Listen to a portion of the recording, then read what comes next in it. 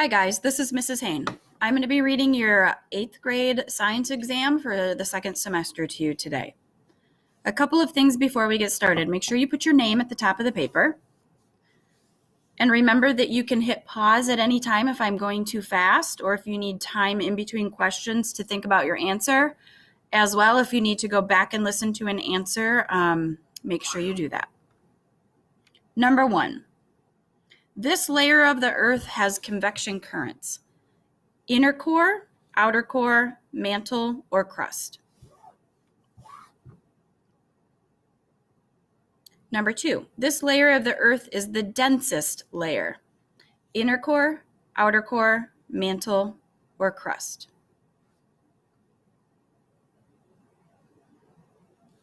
Number 3, this is the only layer of the Earth that is completely liquid. Inner core, outer core, mantle, or crust.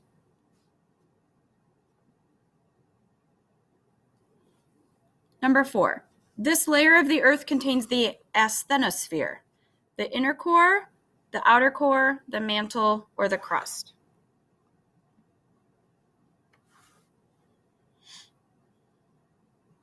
Number 5, this layer of the Earth is made up of solid iron and nickel. Inner core, outer core, mantle, or crust.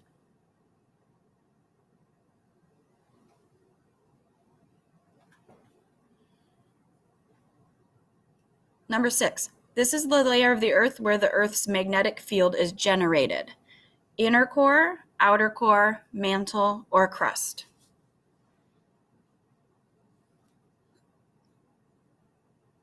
Number 7, the layer of the Earth accounts for half of the Earth's mass. Inner core, outer core, mantle, or crust.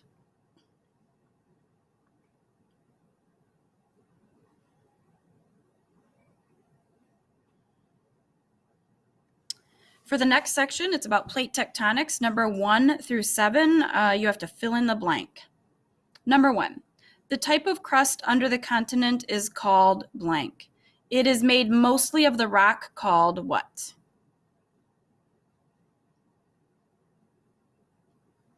Number 2, the type of crust found under the oceans is called what? And is made mostly of the rock what? If you need to hit pause in between these to give yourself more time to think, make sure you do that. Number 3, the border between two tectonic plates is called a blank. Number 4, the tectonic plates of the Earth are constantly what?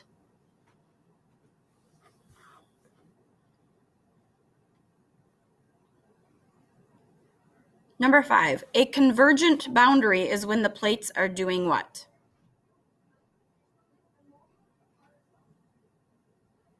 Number 6, a divergent boundary is when the plates are doing what?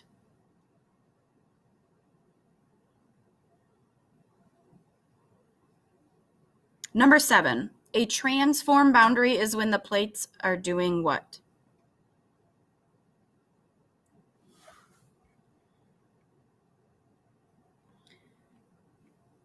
For number 8 and 9, they're short answers, so you'll want to listen to the question and then hit pause so you can write out a couple of sentences.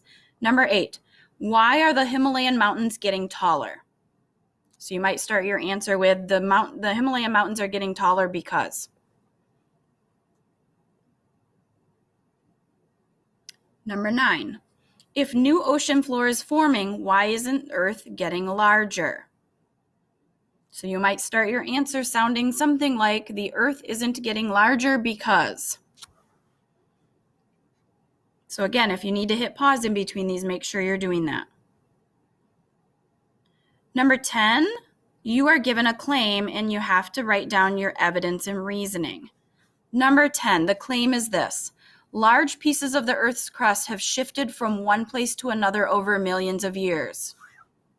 You need to write a few sentences. What's the evidence? And you also need to write a few sentences for the reasoning. So make sure you hit pause so you can do that. Hit play when you're ready to move on. The next section of the test is the Earth's history.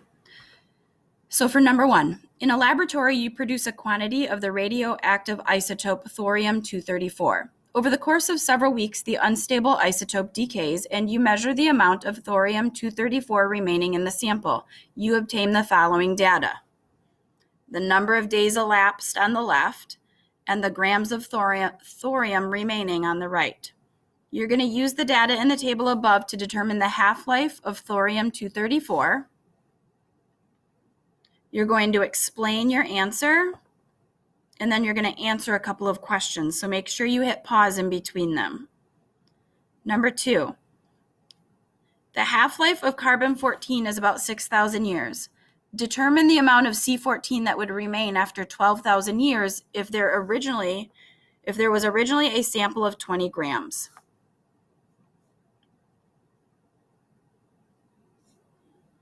Number 3, what are 2 ways that geologists can determine the relative age of rocks?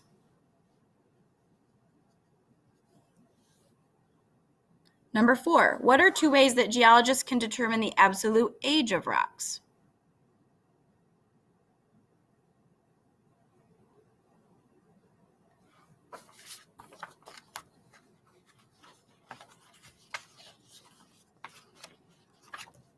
Number 5, label the rocks from oldest to youngest. So you're going to look at the picture, the diagram, and you're going to look for A, B, C, D, E, and you're going to put them in order from oldest layer to youngest layer. Make sure you hit pause so you can do that. Hit play when you're ready to move on. The next section is about oceans. Number 1, what are the 2 most abundant dissolved solids in ocean water? Hydrogen and oxygen, sodium and chlorine, carbon and oxygen, or iron and nickel. Number 2, what is salinity? A, the amount of dissolved gas in ocean water, B, the amount of sea ice in ocean water, or C, the amount of dissolved salts in ocean water. Number 3, which of the following items does not change the salinity of ocean water? A, ocean waves and currents, B, evaporation, and C, precipitation. Number 4, the temperature of the ocean varies depending on what 2 factors? A, sunlight and temperature, B, volcanic activity and salinity, C, sunlight and volcanic activity, or D, temperature and salinity.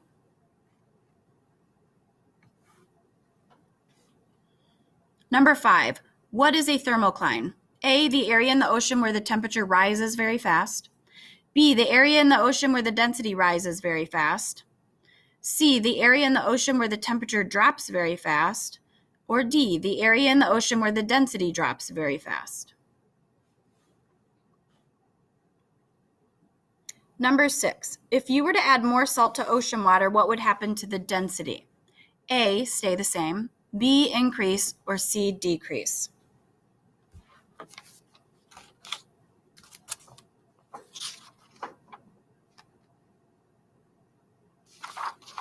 Number 7,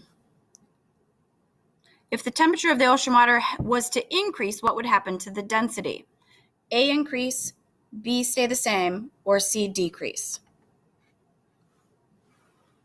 The last question is an extra credit question worth 2 points. It's a short answer. It says list and explain. So first you have to list, then you have to explain in detail one other science concept that you learned about during the second semester. So it can be anything from January till now. So list and explain in detail a science concept that you learned about during the second semester.